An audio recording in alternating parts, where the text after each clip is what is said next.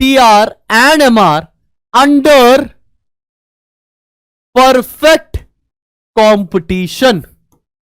अब ये perfect competition क्या है? परफेक्ट कंपटीशन एक काइंड ऑफ मार्केट होती है जो हम लोग फॉर्म्स ऑफ मार्केट के चैप्टर में भी पढ़ेंगे, जो कि अगला चैप्टर है हमारा।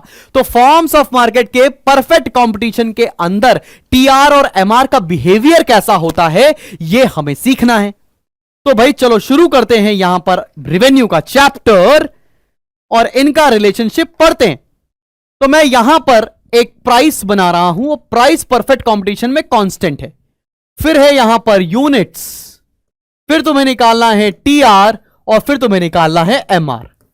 ठीक है भाई। तो भाई यूनिट्स दे रखी है 1 2 3 4 5, 1 2 3 4 5 और तुम्हें प्राइस दे रखा है कांस्टेंट। याद रखना परफेक्ट कंपटीशन में प्राइस कांस्टेंट होता है, यह कांस्टेंट है इन परफेक्ट कंपटीशन,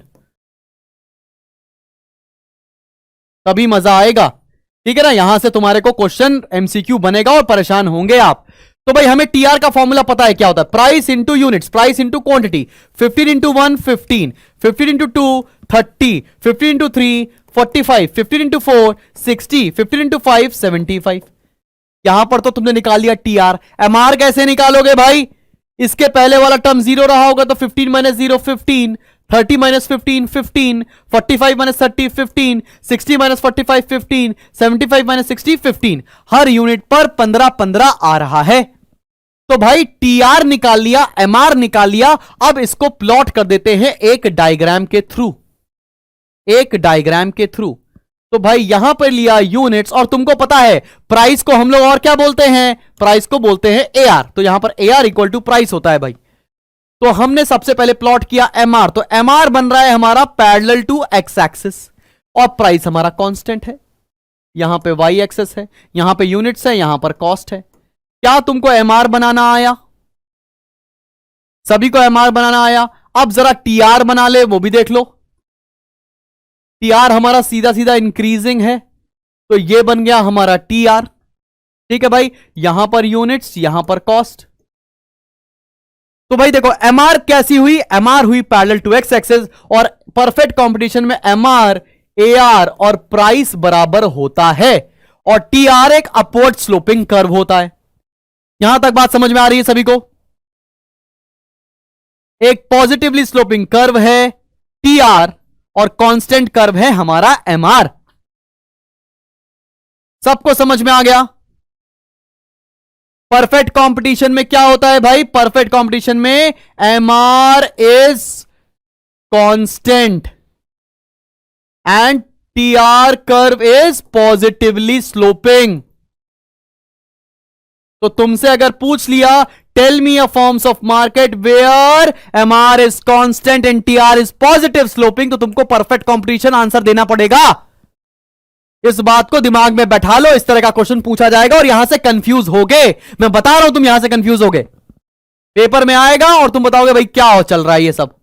तो भाई हमने परफेक्ट कंपटीशन के बारे में बात कर लिया, परफेक्ट कंपटीशन में टीआर और एमआर कैसा रहेगा ये समझ में आ गया।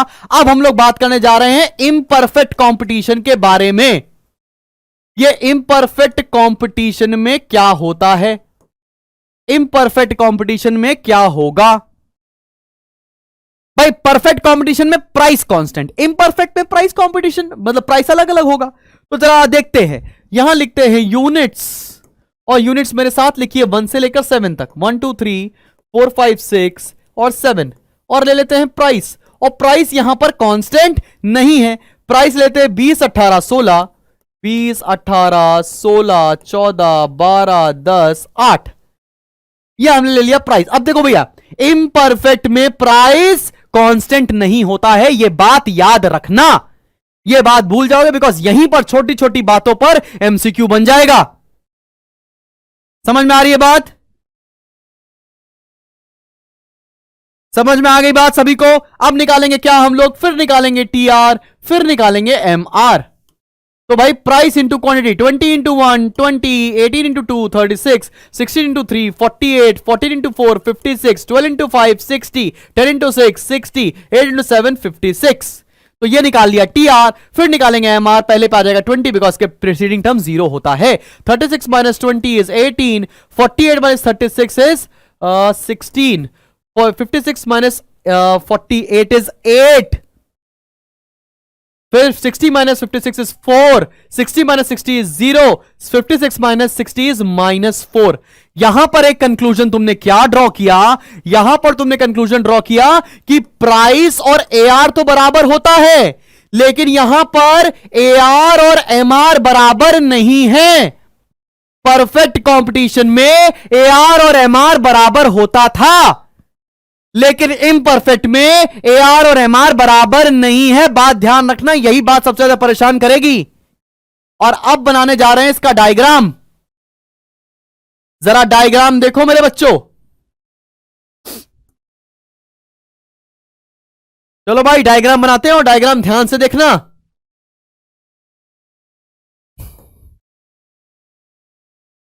यहां ले रहे हैं यूनिट्स, और यहां बना रहा हूं मैं टी आर, यहां लेता हूं यूनिट्स, और यहां बनाऊंगा ए आर और एम आर। और आपको पता है ए आर क्या होता है, प्राइस होता है, ठीक है ना, तो बार बार बताने की जरूरत नहीं है मेरे को। तो टी आर बनाया मैंने, ये हो गया टी आर, और तुमको पता है जहां पर टी आर मैक्सिमम है वहां पे एम आर 0 है। तो एक लाइन खींची, बहुत ध्यान से देखना भाई लोग, और ये लाइन बना रहा हूं मैं एम आर की, ये हो गया हमारा एम आर और एम आर, और ये हो गया हमारा ए आर। जल्दी से बनाओ डायग्राम और फिर बताते हैं इसका रिलेशनशिप। बच्चा कह रहा 12 होगा 16 नहीं। अच्छा भैया 48 माइनस 60 36 करना है। हाँ जी 12 होगा, 8 में 6 गया 2, माफी। लो भैया लिख दिया भाई, माफी, ठीक है। चलो भैया आगे बढ़ते हैं, आगे बढ़ते हैं, और ए आर एम आर बना दिया, टी आर बना दिया। अब हमको बताना है इसका रिलेशनशिप कि टी आर और एम आर में क्या रिलेशनशिप होता है। सबसे पहले आइए लिखते हैं, सबसे पहले बताते हैं कि टी आर और एम आर में क्या रिलेशनशिप होता है। फिर देखो इसका रिलेशनशिप कई बार बता चुका हूं, फिर बता रहा हूं, एकदम सेम है। एम आर इस पॉइंट के पहले देखो पॉजिटिव है, जब तक एम आर पॉजिटिव है टी आर बढ़ रहा है।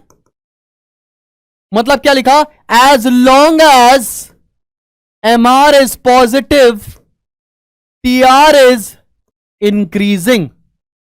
आसान सी बात है, as long as M R is positive T R is increasing, ठीक है। अगला पॉइंट देखो, when M R is 0 T R is maximum, when M R is 0 T R is maximum. और थर्ड क्या हो गया, जैसे ही एम आर नेगेटिव हुआ टी आर फॉल होने लगा।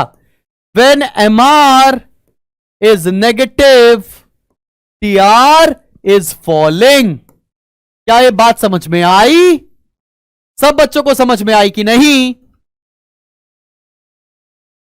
सबको समझ में आ गई टी आर और एम आर का रिलेशनशिप। ये किस कंडीशन में है, ये इम्परफेक्ट कंपटीशन के केस में है। परफेक्ट कंपटीशन में तो एम आर फिक्स होता था, कांस्टेंट होता था, पैरेलल टू एक्स एक्सिस होता था।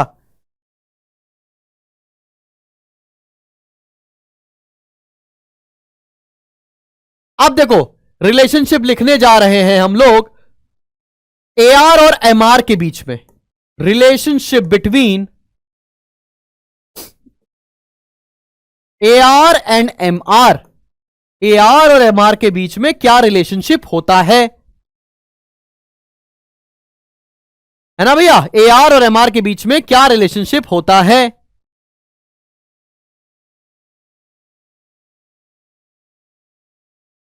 देखो भैया पहला पॉइंट लिखना, और यहां पर 100% क्वेश्चन आएगा।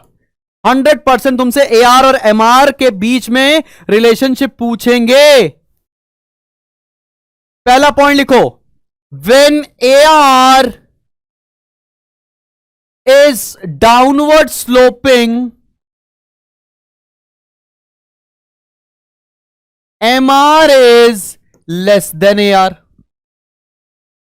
जब AR डाउनवर्ड स्लोपिंग है तो MR AR से कम होता है।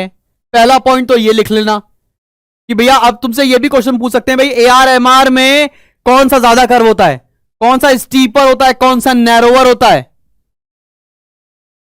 परफेक्ट कंपटीशन में एमआर हमेशा कम होगा एआर से, और सॉरी इम्परफेक्ट कंपटीशन में एमआर हमेशा कम होगा एआर से, और परफेक्ट कंपटीशन में दोनों बराबर होते हैं, याद रखना। ऐसा क्वेश्चन जरूर पूछा जाएगा।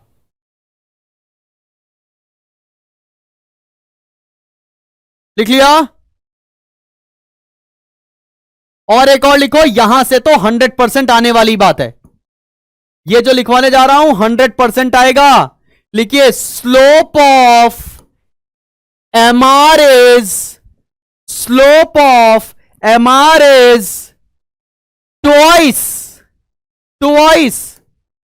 as slope of AR.